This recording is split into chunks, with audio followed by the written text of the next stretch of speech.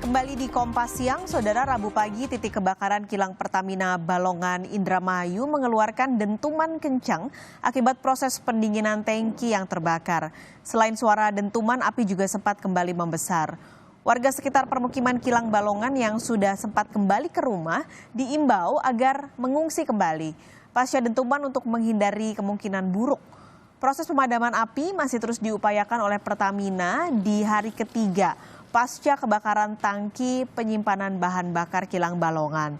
Sebelumnya, Pertamina menyampaikan pemadaman api dapat selesai dalam 3 hari.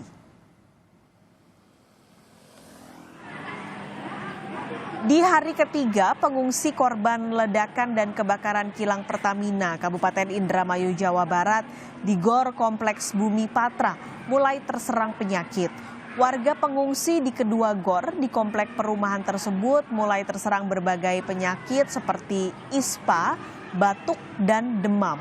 Salah satunya yang dialami Edi Sutrisno, warga desa Balongan, Kecamatan Balongan, Kabupaten Indramayu, Jawa Barat. Ia mengalami sesak nafas. Menurut Edi, sebelum terjadi ledakan dan kebakaran kilang Pertamina, ia tidak merasakan sakit.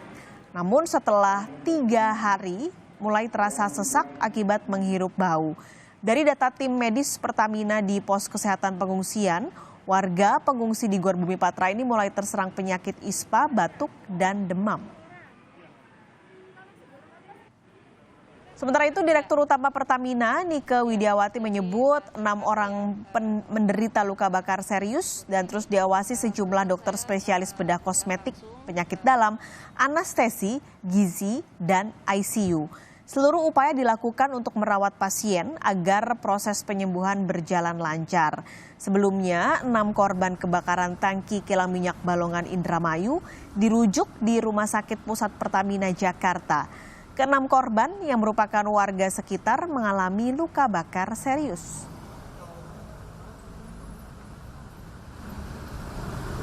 Kita akan memantau informasi terkini. Kita akan langsung bergabung dengan jurnalis Kompas TV Dian Silitonga di lokasi kebakaran di Balongan Indramayu, Jawa Barat, dan juga Ferdian Syah Marlupi ada di Rumah Sakit Pusat Pertamina Jakarta.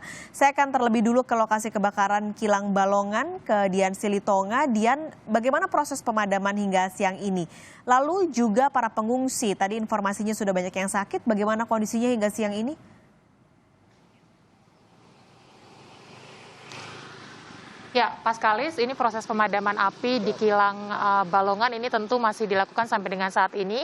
Salah satu identifikasi adanya proses pemadaman api terlihat pada saat tadi pagi sekitar pukul 9.15 kurang lebih kami mendengar adanya dentuman kencang dari arah titik kebakaran, dan juga tadi sempat beberapa saat kobaran api terlihat membesar, tapi itu hanya sesaat saja, dan memang kami sudah mengkonfirmasi ke pihak otoritas terkait dan disampaikan bahwa suara dentuman kencang dan juga kobaran api yang sempat membesar itu bagian dari efek proses pendinginan tangki yang terbakar. Nah, selain itu juga sebenarnya di seberang kanan saya ini Paskalis sedang terparkir kontainer yang membawa kotak pemadam api, dan juga tadi saya sempat tanyakan bahwa hari ini Pertamina mengerahkan 2 kontainer yang membawa kotak pemadam api sebanyak 2 tadi sudah saya sebutkan. Nah, diharapkan ini memang menjadi bagian dari upaya untuk mempercepat proses pemadaman api. Karena kita ingat ini sudah hari ketiga, Paskalis,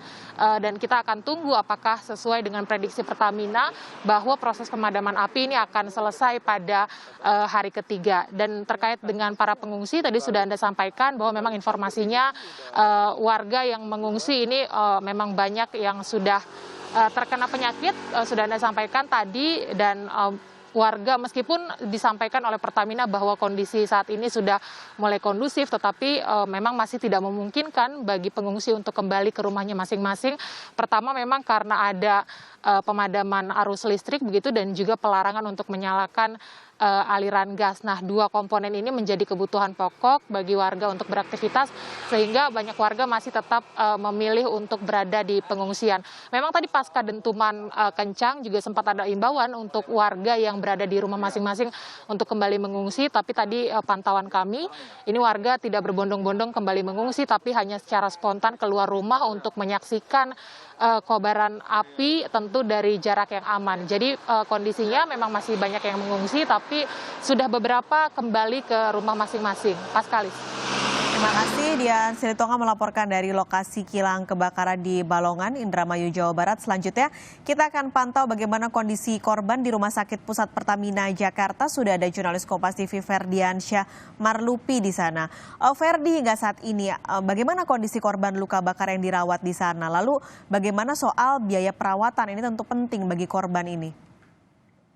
Ya, Paskalis dan saudara, pasca dilakukan rujukan ke-6 korban kebakaran kilang minyak di Balongan, Indramayu hingga saat ini masih menjalani perawatan intensif di Rumah Sakit Pusat Pertamina Jakarta Selatan. Berdasarkan konferensi pers yang dilakukan di Rut Pertamina, Nike Widiawati menyebutkan bahwa secara umum kondisi korban ke-6 tersebut sudah berangsur membaik, namun Nike tidak bisa menjelaskan secara detail bagaimana kondisi korban tersebut. Secara keseluruhan, ke-6 korban dipantau selama 24 jam dengan berbagai tim spesialis, diantaranya spesialis kosmetik, luka dalam, anestesi, dan gizi.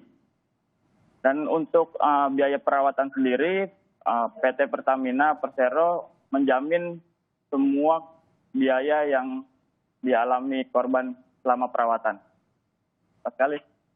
Baik, jadi semua biaya akan ditanggung oleh Pertamina untuk ke-6 korban yang dirawat di Rumah Sakit Pusat Pertamina Jakarta. Terima kasih Ferdiansyah Marlupi melaporkan langsung dari Rumah Sakit Pusat Pertamina Jakarta, dan sebelumnya sudah ada Dian Silitonga langsung dari lokasi kebakaran kilang di Indramayu, Jawa Barat. Terima kasih teman-teman.